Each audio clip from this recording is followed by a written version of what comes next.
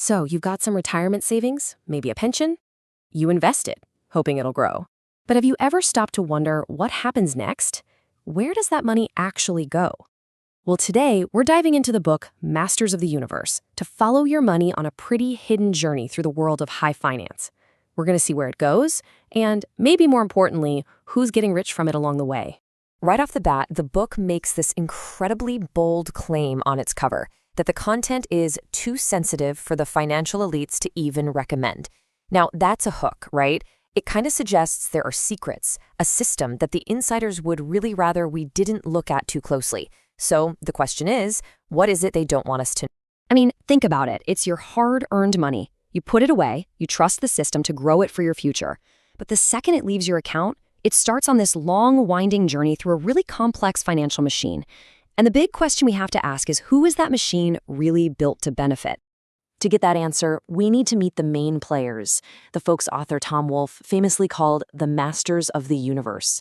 These are the superstar bankers, the traders, the fund managers who are controlling trillions of dollars. So come on, let's follow the money and trace the exact path it takes through their world. Okay, so you've decided to invest. Where's the very first stop on this journey? Well, it starts with the people who hold the keys to the entire system, the gatekeepers. And lucky for us, the book actually gives us a map for this whole trip. This flowchart here is going to be our guide. It shows every single hand your money passes through, and crucially, every hand that takes a little piece of it for themselves. And your journey starts right here with a financial advisor or maybe a private banker. They're your way in. Their job is to advise you, but right off the bat, a piece of your initial investment, we're talking 1 to 3%, is gone. It's taken as a commission. The trip is barely even started and your investment is already smaller. Now, from there, your money doesn't just go off to work on its own. Nope. It gets pulled together with money from thousands, maybe millions of other people into one giant fund. And of course, every giant fund needs a manager. The fund manager is the one making the big calls about where all that pooled money gets invested. And for doing that, they charge a management fee. But here's the killer detail. It's not a one-time thing. It's an annual charge of 1 to 2% of the entire fund.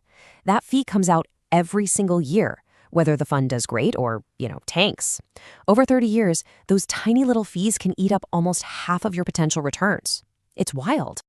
And then you see a quote like this from Peter Lynch, literally one of the most successful fund managers of all time. And it just makes you stop and think. If a legend of the game is saying this, what exactly are people paying those huge annual fees for? I mean, if even an icon like Peter Lynch questions the whole expert stock picker idea, it really makes you wonder what the rest of this complicated machine is even for. And answering that question takes us deeper into the system, into Wall Street's inner circle. If we look back at our map, you can see the web starts to get a lot more tangled right here. The fund manager isn't acting alone. They're getting advice and services from a whole network of people, research analysts, salespeople, traders, all of these big investment banks. And each one of them adds another layer of cost to the whole process. So, take the research analyst. On paper, their job is to do objective analysis and tell you what to buy or sell. But the book points out this potential conflict of interests. A lot of the time, their research is actually used to help the bank's sales team push specific products. So the line between real advice and just a sales pitch can get pretty blurry. Okay, let's go even deeper now, right into the very heart of the machine. This is the place where the biggest bets are made, where fortunes are won and lost in the blink of an eye, and where things get really, really complex. And in here, you have to understand the difference between two key players. A broker is simple. They work for clients, executing their orders. But a trader is playing with the bank's own money. Their goal is to make the bank a profit, which is not always the same as making you a profit. And that's where their interests and yours can really start to pull apart. This system of high-stakes betting and creating complicated financial products, it's not new, not at all.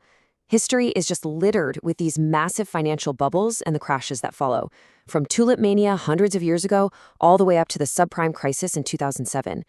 The tools get fancier, but the basic pattern feels awfully familiar. One of the key tools in the modern financial factory is something called securitization. The best way to think of it is like making a smoothie. You take thousands of different things, like, say, home mortgages, and you blend them all together. Then, you pour that smoothie into glasses and sell them to investors. The problem is, it becomes almost impossible to know exactly what ingredients are in your glass, which makes it a fantastic way to hide the risks of the original assets. Which brings us to the very top of the financial food chain, the most exclusive, the most complex, and, you guessed it, the most expensive players in the entire game: hedge funds. Hedge fund fees are famous for their 2 and 20 structure, so let's break that down. The first number is 2%. That's the management fee. You pay them every single year, just for the privilege of having your money in their fund. And then you have the second part, 20%. On top of that annual fee, the manager also gets to keep 20% of any profits the fund makes. That's their performance fee. This table shows just how wild that 2 and 20 structure is. The book calls it heads I win, tails you lose, and that is spot on. So if the fund makes money, the manager gets their 2% fee plus 20% of your profits. Great for them. But get this, if the fund loses money, well, you, the investor, take the full loss, and the manager still collects their 2% management fee. It's a system with massive upside for the manager and almost no downside.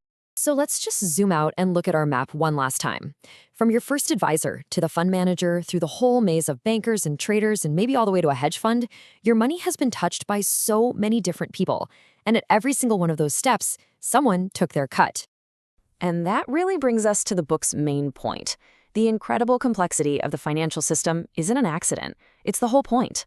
It's a multi-layered machine that's been designed, intentionally or not, to let insiders shave off fees at every single turn, which slowly but surely eats away at the returns of the average person.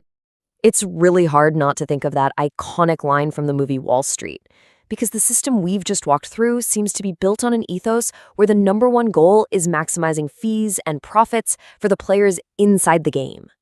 And all of this leaves us with one last, really big question to chew on. Is this incredibly complicated, incredibly expensive machine actually creating real value for society? Is it helping the whole economy grow? Or has it become a system that's primarily designed to extract wealth for the masters of the universe themselves? That's definitely something to think about.